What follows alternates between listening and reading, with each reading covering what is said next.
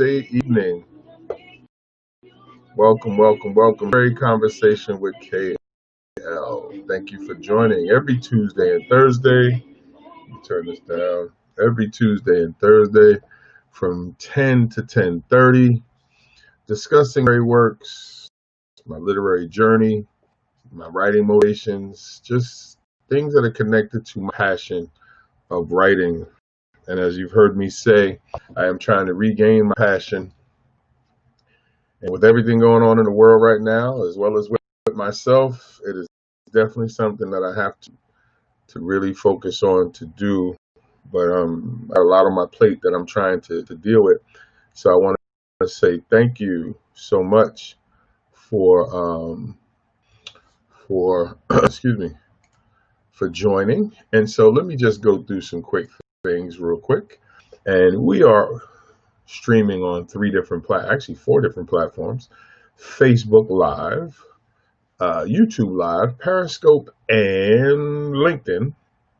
And so the only way that I will know that you are there is if come on in the chat room and introduce yourself, and I will gladly speak to you, which I love to engage with the folks who are listening. That lets me know that you're there, and I get charged up knowing that people are paying attention. But if I don't see anybody in the chat room, I'm going to talk like I'm the whole world, because that's what you have to do when you are on. So again, if you want me to acknowledge you, come on in the chat room, drop an emoji, say hello, whatever. So again, tonight we're discussing how writing from Gigolo to Jesus helped me to understand the pain that I caused others. Now, anybody that was on with me last Thursday, you realize that at the 19-minute mark in the show, I got a very disturbing phone call, and it was that my mother was taken to the hospital, and not too long after that, she passed.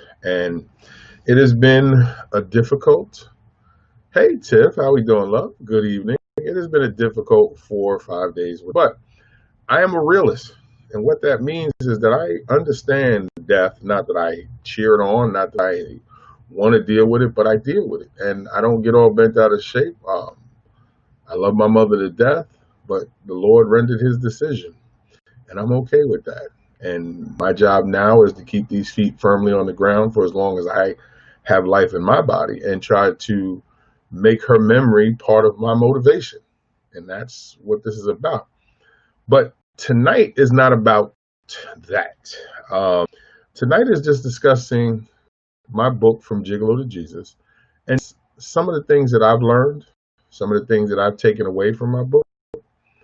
And to hang out with me tonight, by all means, if you have any questions, comments, throw them up in the chat room. I'll acknowledge you. And if you're watching on Periscope, make sure you tap that screen, add hearts. It lets me know that you enjoy the content. If you're watching on Facebook, make sure that you share.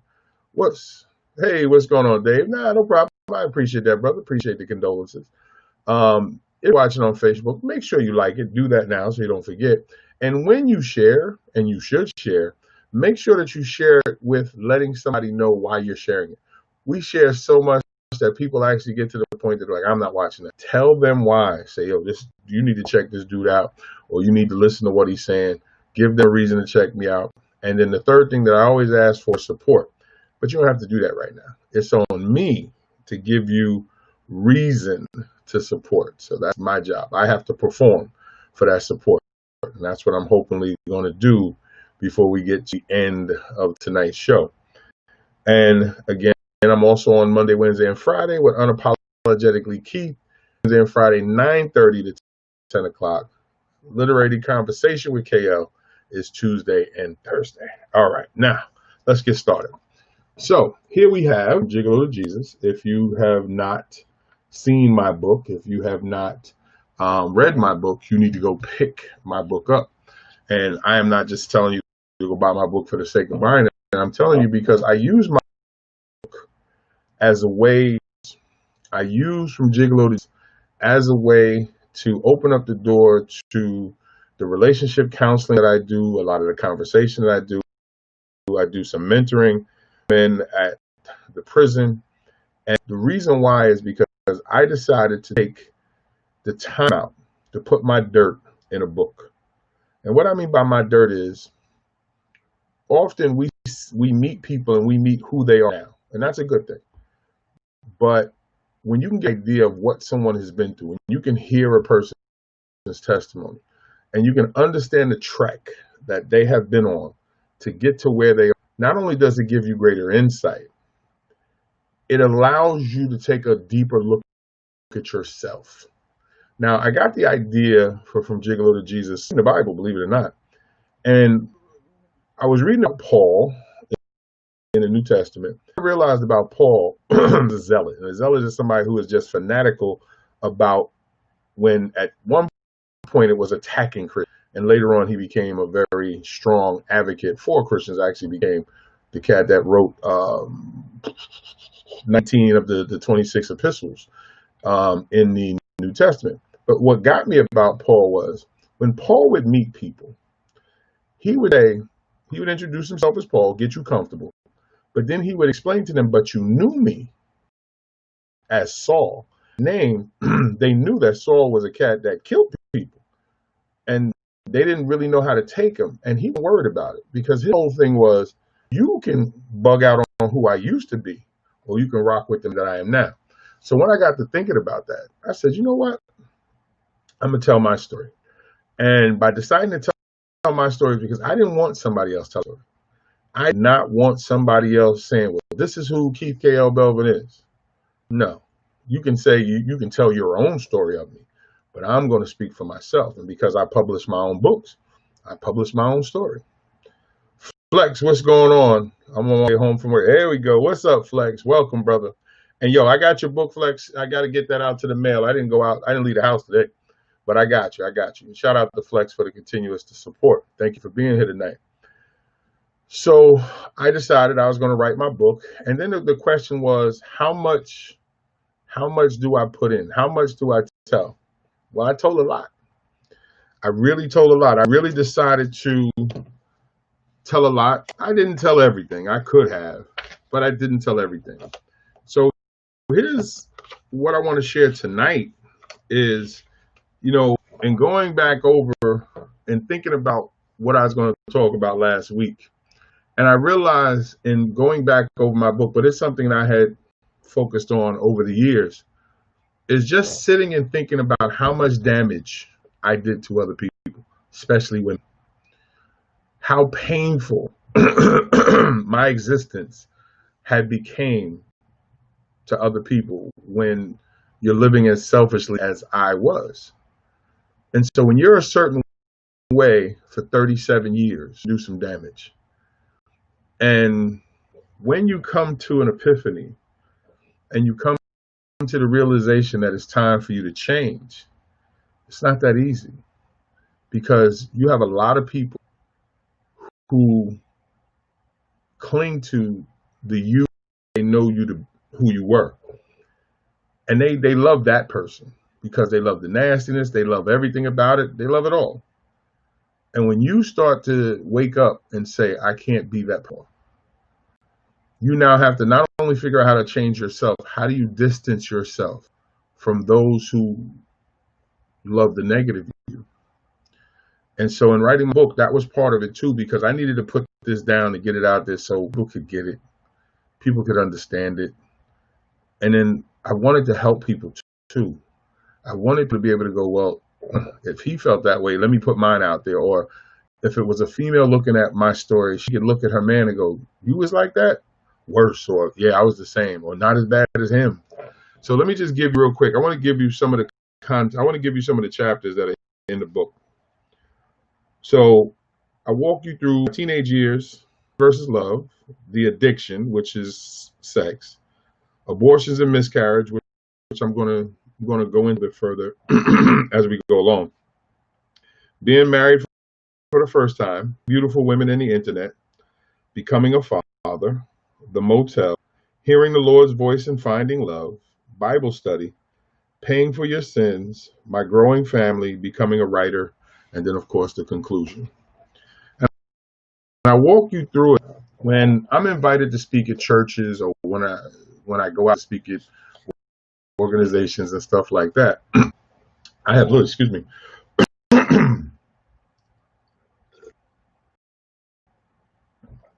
I have hey to me, you know, could you not talk about the sex and stuff like that?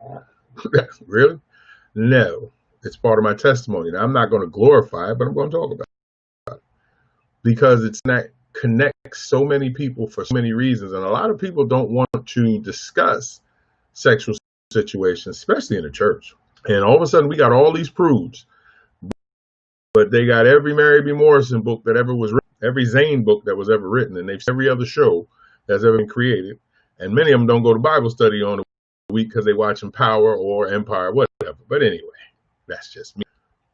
But what I find is that because we don't talk about it enough in the church, there's a lot of people who are pain that don't get to discuss what's wrong with them or what happened to them or what they're dealing, get a chance to truly, thank you, Tiff, they don't get to truly lay their testimony down so they can leave it there to be able to free themselves from it because they're worried about how other people are going to judge them. And what I've come to understand about the pain that I've caused is that I really have damaged the lives of some women that I've been with. And I can't do anything about it but pray for them.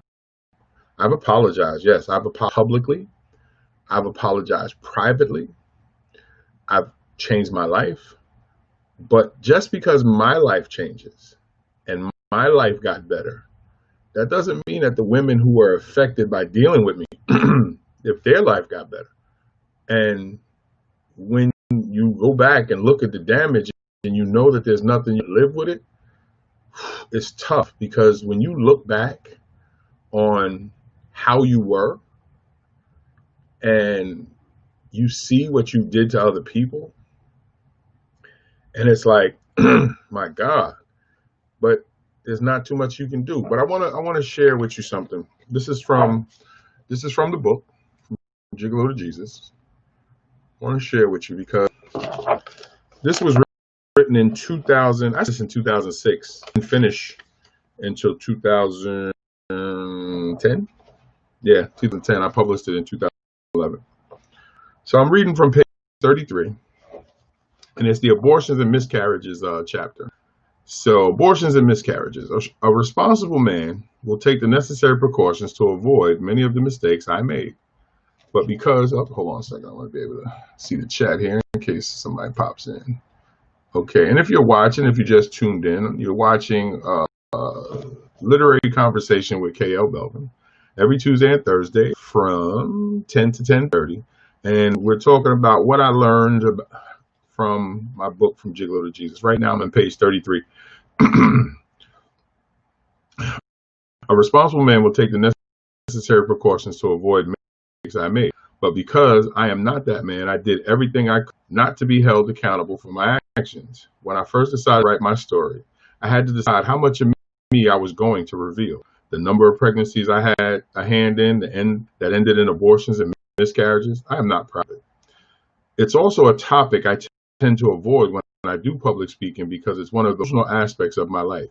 Even now, as I write, it is difficult for me to decide how to present it. So I figured the only way to do it is to be straightforward. If you really took the time to come up with an answer, I have contributed to possibly 30 pregnancies that resulted in either miscarriage or abortion. The truth is, I don't know the number because I didn't care to keep count.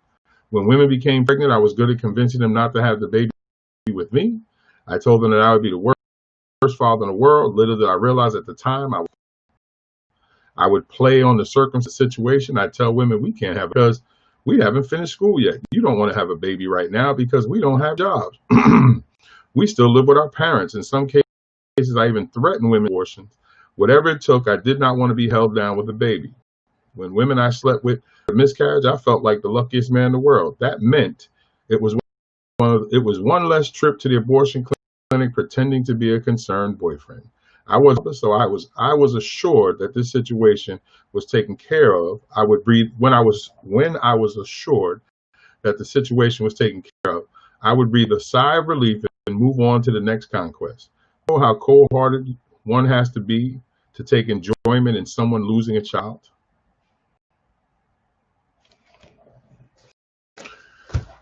Hey, Queenie. Hey, Ty. Just got finished reading from the beginning of the abortion miscarriage chapter in From Gigolo to Jesus. And that is what I was just reading. And so that is some of the stuff that I put in the book. Oh, I got a little lost my throat.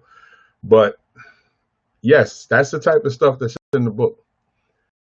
And what I learned from that is that it's easy to talk about when it's not your body destroyed. And when I look back those times that I was out here just doing whatever, I realized that at least 3 of those women can no longer have children. Well, cannot have children. I don't think they ever had children after that. And so some almost 30 years later, when you see a woman in her 50s who would make a great mom, and you notice she had children because of something that she did with you, when you had no feeling and no regard for her, it hurts. And when you're looking through the eyes that I have now, you realize that you wish you could go back and change it, but you can't. And you have to accept it because it's your past. And you allow it to motivate you to move forward, to try to prevent other women from going through what I put other women through by helping teach men the damage that comes from asking or manipulating a woman into making these decisions about her body. If she makes it, she makes it. But as an advocate against it now, meaning I try to, it's the woman's choice. That's just how I feel. But if you ask me, I would say, no, I don't want to see a woman have an abortion. But when you've been as filthy as I was, you got to have that conversation. And so that's the type of stuff that I use in my book to open up the door to get people to understand is I get their pain, whether it was caused by someone like me or you are someone like me and you're out here causing the damage due to other people. So you see, from Gigolo to Jesus, the hardest part is when you got to sit down and reclaim those memories. And you have to go through the lies that you told. And as you're telling the overall, because I'm not going to go through every tiny detail, but inside your head, you do. And to anybody watching, especially to the women, if any man has ever put you in a situation where you felt you needed to make that decision, I'm apologize for him ahead of time. I'm gonna say I'm sorry for him and I'm sorry for you, because men have no idea. There's also part of that chapter that talks about the situation with my ex-wife, where we had we used the abortion pill before it was actually regulated at the time, RU 486, and we had already had 2 children, and we were talking about how a third would have been a problem and everything like that. And so I remember when she took the medication, I remember just sitting there like, oh my God, how long is this going to take? And again, devoid of any feeling. And the sad part was that here I had went out and cheated and created a life with somebody else. So here I'm having an abortion with my wife at the time and out cheating and create a life with somebody else. That was almost 21 years ago, because my son will be 21 in January. And there comes a time in every man's life when he has to make a decision on what is it that he wants to leave behind? What does he wants to be known for? And is he going to face who he really is? And so you see, when you write a book like this and you put your dirt out there, and that's why I said to you, you got to read the book. I'm like, I would love to sit here and read to you all night. Is that the book allows people to express themselves. I've had some women read and they would say, I hated you for a good part of the book. That's cool. I understand it. And I've had some women just say they hate me. And I get that too. Somebody got to be the bad guy. Might as well be me. I remember I was at a book event here in Delaware. Now that I think about it, I'll tell you a little story. And Tiff and I were setting up our table, and I remember her sister was, going over the books, and she picked up the book, and I saw her flipping through it. And one of the things I do, authors, please learn this. When somebody is reading your book or flipping through your book, leave them alone. That's not the time to try to sell to them. Let them enjoy your work, and before they leave, make sure that they keep the book and get your money. But let them enjoy it. Nothing sells better than the book itself. And if they're reading, you go, okay, now I got to charge you for reading it. Why don't you go ahead and let me sign that for you, take it with you so you can finish it. They'll give you the money. If you smile and you're polite and you know how to close, you'll sell that book. But I remember a sister had came up and was reading the book, and I saw her flipping through the book, and somehow she landed on page 33. And Tiff and I was sitting there, and I'm watching her, and it was two college-age girls. And my spirit registers when I'm around people that need help. It's just my assignment. And I'm watching her face, and I see her reading. And I think I told you, I don't bother people when they're reading. And I see her, and now she finished page 1, and I see her flipping. She's like on the second page. She's on page 34. And I'm watching her face change, and I watched her body language, and I could see she was getting emotional. So I broke one of my own rules. I said, "Are you okay, sweetheart?" And I see her blinking and trying to hold back the tears. And I said, "Well, that's a very difficult chapter, I know. And I needed to put that out there because, I needed to let the world know." Now, she looked at me like, "Well, how did you know what chapter I was reading?" I said, "Whatever you're going through, the world's going to get better. And if there's anything that I can help with, let me know." And I gave her my card. And I didn't even try to sell her the book. And she reached into her pocket and she took the $10 out and she said, "Would you sign it for me?" I said, "You sure you want my signature?" She said, "Yes." She said, "Because I really need to get an understanding of how men think." And her girlfriend was looking at her and she said, "What's wrong?" She said, "I'm okay." I knew what was wrong. Tiff knew what was wrong.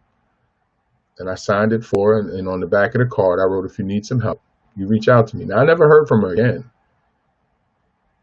But that's the power of what we do when we write. That's the passion that I misplaced because I was chasing money. And I got away from what I started writing for and what I wanted my writing to do. And it happens to all of us, guys. Don't get it wrong. Don't get it twisted. We all get sidetracked because we tend to get away from what we were built for because we start thinking about the things that we really want and how we really want it. And the one thing I can tell you about this book right here, it's one of my favorites. Actually, I love all my books. It's like children. You love all your children. But the one thing I can tell you about this book here is that when people read it, I watch their face change. And I noticed that they're almost kind of, they don't ask, is it true? They kind of know that it is, and it's almost like they're reflecting on someone that was like who I was. And it's difficult, but it's needed because somebody has to step in. Now I want to. How much time I got? I got about 6 minutes. I want to give you something. My nickname in college was Harry Heartless. People used to tease me about how heartless I was towards women, and it used to be how can women and then just treat them like that. And when you see women as objects, it's easy. And so I changed the name, but all right. I got about 6 minutes. I changed the name of the young lady here to save her the embarrassment, but I want to just give you an idea how I got nicknamed. Walking to school, one of Kimberly's friends was walking over to me. I heard, "Congratulations." She looked at me with one big smile. My confusion turned to anger when they started to explain that Kimberly told them she was pregnant. I was angry because I didn't understand why she would tell her friends before she tell me. Then I was angry because I was used to keeping these situations a secret until I could convince the women to terminate the pregnancy. Usually, they would be too ashamed about what to tell anyone that they were ever pregnant. I went into panic mode. She told more than one friend. Did this mean she was thinking about keeping the baby? I couldn't have that. I had already started going through my Rolodex of pre-rehearsed anti-baby speeches. When I finally got the chance to see Kimberly, I was disgruntled and obnoxious. I tried to become her worst nightmare. I wanted her to be unhappy that she wouldn't I wanted her to be so unhappy that she wouldn't even consider having my baby. When it didn't seem to be working, I went into utter disrespect mode. Well, how do you know that this baby is even mine? I went right for the jugular.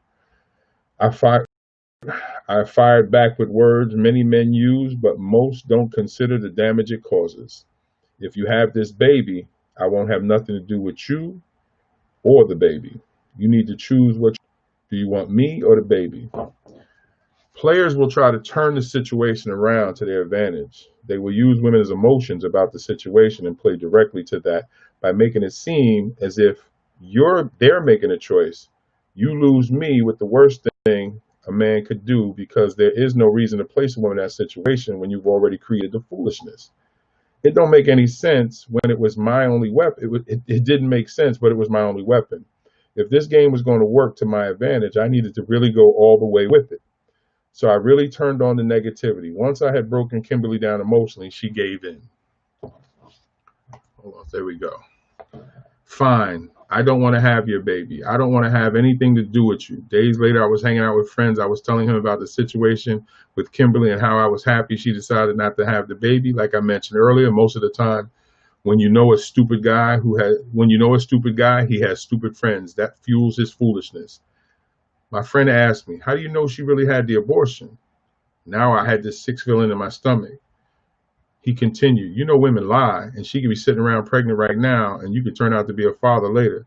I decided to pay Kimberly a visit that day of her appointment to terminate the pregnancy. She looked tired, and she was clearly in pain.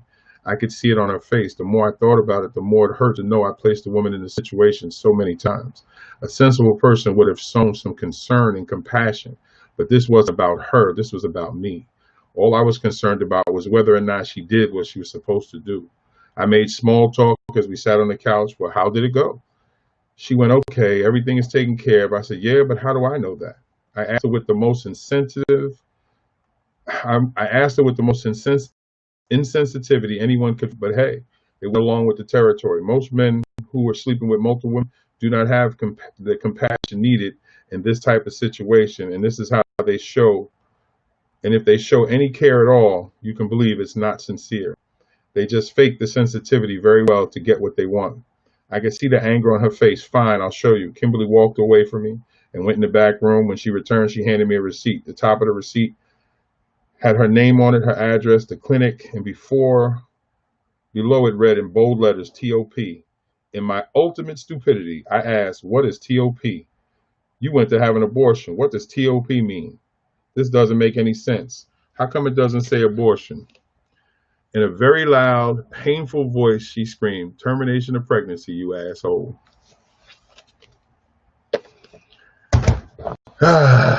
So, you see, guys, it's even difficult to read that and to know I used to be that way.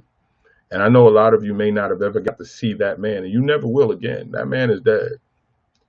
But I have his memories. And those are the memories that fuel why I write, fuel why I counsel, why I go so hard for other people, and why I taught for 20 years, why I still mentor, why I do the things that I do. Because there's a whole lot of me's out there right now. And there's a whole lot of women like Kimberly being emotionally battered after being physically abused by having their bodies tore up because some man made them feel negative. And that's why I use this book, because men have no idea how many women have gone through what Kimberly went through over some stupid man, or for whatever reason, whether being molested, raped, and anything else. And the sad part was Kimberly was never able to have children because of me. And she wasn't the only one. And so as I live my life now, and I pray for all the people that I did wrong, and I try to live the best that I can, as I told you, I use those memories for fuel. So I'm going to say this to you now, if you're watching, put a 1 up in the chat room if you know somebody who's going through what Kimberly's going through. Now, I'm not asking you, because I know we have some ladies here in the chat room, I'm not asking you to expose yourself. I would never do that. And fellas, same thing. If you've put a woman in that situation, I'm not asking you to reveal anything. All I'm asking you to do is put a 1 if you know somebody like Kimberly or has gone through what Kimberly is going through. And the reason why I want you to do that is because often we don't realize how connected we are to each other. So put a 1 in the chat room if you know somebody like Kimberly that's going through what Kimberly is going through. I'll hang out for a hot second. Let me see if we got any ones here. What we got going on here. So as we come up on 10:30, I want to say to you, thank you for taking the time out to come and rock with me. It's good to be back on. It's good to be able to talk about the things that I enjoy. I find that this is actually quite cathartic when I come on Tuesdays and Thursdays, and then, it gets me ready for Monday weather. So I want to say this to anybody watching this in replay. Thank you for watching. And if you've gone through what you just heard me read and you've dealt with someone like me in the past, and you may be in that situation like Kimberly where you can't have children, I'm sorry. And I'll apologize for the man, even if he's apologized, because you don't realize the damage until you get older. Now, I would suggest that you read the rest of the book because there's other nuggets in there. There's a lot more in there. But Gigolo to Jesus, that was just a small part. That was from the abortion and miscarriage chapter. All right. And as you see on the back cover, that's Tiffany and I. And if you read the inside the dust cover, that's a little bit about me. Okay. So I want you guys to, I'm going to get ready to jump off. I'm not staying on late tonight. I got some other work I have to do. But I want to say thank you again to everyone who has been supporting me being on pretty much every day. And I'm going to keep showing up no matter what's going on, because I want to be able to help as many people as possible. Now, with that said, so also, if you need somebody to talk with, or if you know somebody needs to talk to me, if you know somebody who's going through what Kimberly has gone through, or you put somebody through what Kimberly went through, reach out, bit.ly/talkwithkl. Set up a time to talk with me. Let's conversation. I deal with that emotion. And fellas, if you don't know how to repair some of the damage that's done, reach out. And if you have an uncle, a brother, a husband, or whoever, and son, and they don't know what to do, reach out. If you're aunt or mom or grandmother or whoever, you don't know what to do with the past and you don't know how to put it into perspective, reach out. I'm here. And I would say get my book first, because my book is a good way for you to kind of get a feeling for who I am. And then we'll set something up and we'll have a conversation. Okay? So guys, I'm going to get ready to go. Taking the time out to bang out with me tonight. Thank you for hanging out with me. And hold on a second. There we go. So as you've always heard me say, remember this. We can fix this. I believe that the Lord has given us everything that we need to be able to fix the situations and problems that we deal with, that we go through. And I honestly believe we can fix this. So I want to give a shout out to T to the Y Joan for coming in tonight. Shout out to Queenie for showing up tonight to hang out with me. Shout out to my man Flex. Your book is on the way. I will sign that and get that out to you. Shout out to old classmate David Simpson there. Appreciate you, Dave, for coming in. Shout out to Tiffany Green, one of the hardest working women on the internet. Make sure you check her out. She is grinding and doing her thing. And I just want to say thank you to all of you. And if you know somebody that is, first of all, like this, share this. And when you share it, tell somebody why they should check this out. And if you know somebody, a young lady or a man who's dealing with what I just talked about, the subject matter tonight, make sure you tell them to come and check me out. Excuse me. Make sure you tell them to this man. Come talk to this man. Because this is why I do what I do. This is my ministry. Good night, Queen. Thank you so much for taking the time out to support. Thank you so much for listening. Thank you so much for the purchase of the book. I hope you guys are enjoying it. I really do. But this is what it is. And I'm going to keep showing up because this is how I help people. This is how I want people to know where I'm at. So if you need me, I'm here. And then if you want to take that step to reach out and set up time to talk, let's go. That's why I'm here. This is what I do. And I'm on every day, Monday through Friday. I take the weekends off to relax, even though I'm still online. But the shows are Monday, Wednesday, and Friday, unapologetically Keith, dealing with relationships and Christ, everything like that. So for tomorrow's show, how with your children when you have multiple children with multiple women? How do you deal with the baby mama thing? Not the baby mama drama. How do you deal with the baby mama thing? When you are a man with multiple babies, we're going to talk about that tomorrow because I am that man too. So we're going to have that conversation tomorrow. 5 things when you got to deal with when you have multiple children. So I'm going to, again, try to help. This is what I do. All right. So I want you guys to have a wonderful, wonderful evening. Get some rest. Please be safe. Thank you for the condolences and the passing of my mom. I appreciate you. Have a wonderful night. God bless. Good night, guys.